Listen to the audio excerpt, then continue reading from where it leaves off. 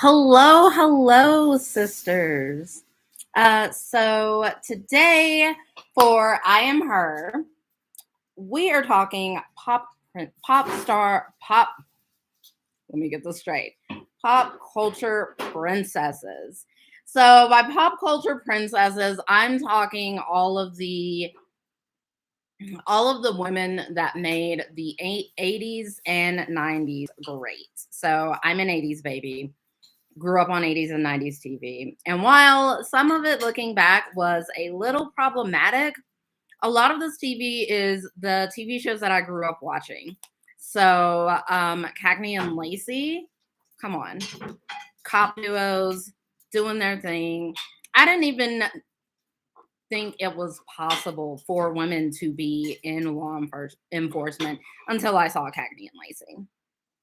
Uh, Another shout out I want to do is, although it wasn't in the 80s and 90s, it was Wonder Woman, which came out in the 70s.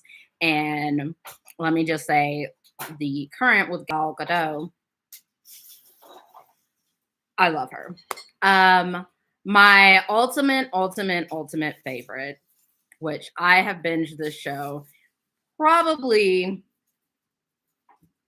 at least a dozen times. Buffy the Vampire Slayer. Now, this show came out in the 90s, and although there has been things that's came out from Joss Whedon, who produced the show, created the show, I want to separate that and just say that without Joss seeing that women can be more roles than just the victim or the cheerleader. He saw that we could be more than that. And he put Sarah Michelle Gellar, who I think is absolutely awesome, at the forefront of that. And I just think she's an amazing actress. Not only that, Allison Hannigan was in it as Willow. It had a dynamic cast, and Buffy was saving the world and in high school at the same time. Who else could have done that? I love the show because it's so empowering, and many times throughout the show, people come against her saying that she can't do a task because she's a girl, because she's a woman, because she's a teenager, and she proves them all wrong every single episode. So I can talk forever about Buffy, but I want to stay true to all of the pop princesses that I'm going to cover. Also, one of my friends told me that there's a book out called Rejected Princesses that talks about all the princesses throughout Disney and, the rejected ones and how they go against the societal what's right frame of mind, which is something I'm going to have to check out because that sounds amazing. Other references, I'm just trying to think through my catalog of shows that I watched. And I'm drawing a blank. One show, which was an animated show, which I still like watching, was the Powerpuff Girls. I am Bubbles, in case you're wanting to know where I fall in the spectrum of Powerpuff Girls.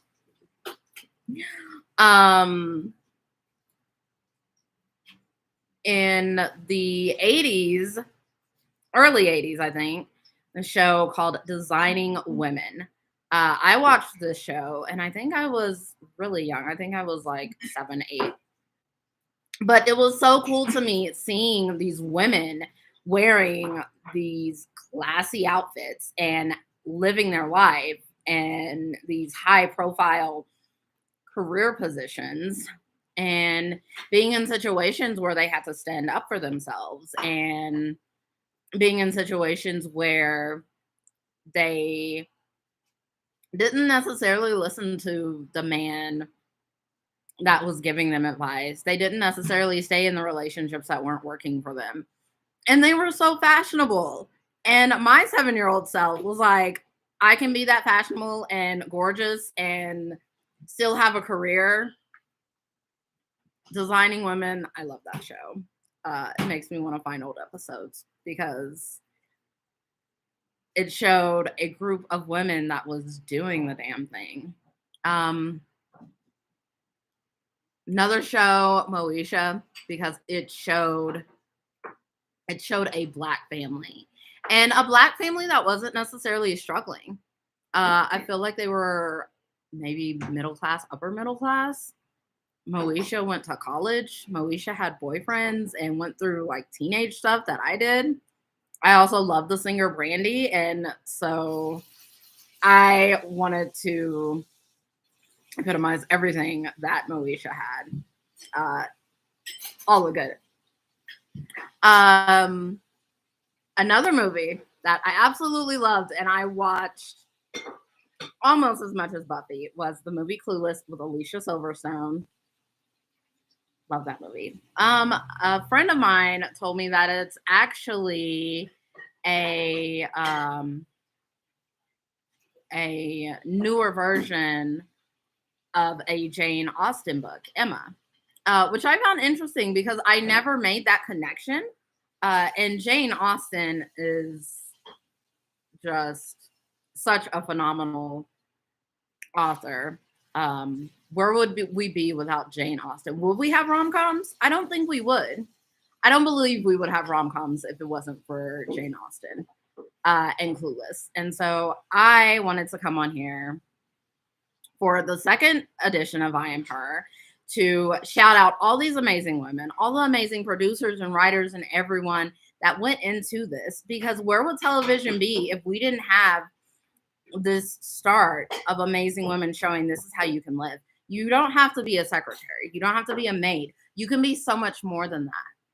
And I hope with Call Your Sister, you feel empowered to be much more than you are. It's fine to be in the place where you're at, but you can strive for more. You can be more. And for Women's History Month, let's try to strive to be a little more. Let's try to up our ante, if you will. So read about rejected princesses. Binge watch Buffy the Vampire Slayer. I know I don't need an excuse to. Buffy the Vampire Slayer is on Hulu, by the way. Empower the younger generation, and let's just show them that we can be more. We can be more than what our place is right now, and we can continue to just strive. So yeah. I hope you enjoyed this short little snippet of I Am Her. I will be back next Tuesday with a new installment. Not sure what I'm going to cover, but it will be female. It will be women-centered. It will empower you, and it will remind you that I am her. You are her. Let's do this. Women's History Month.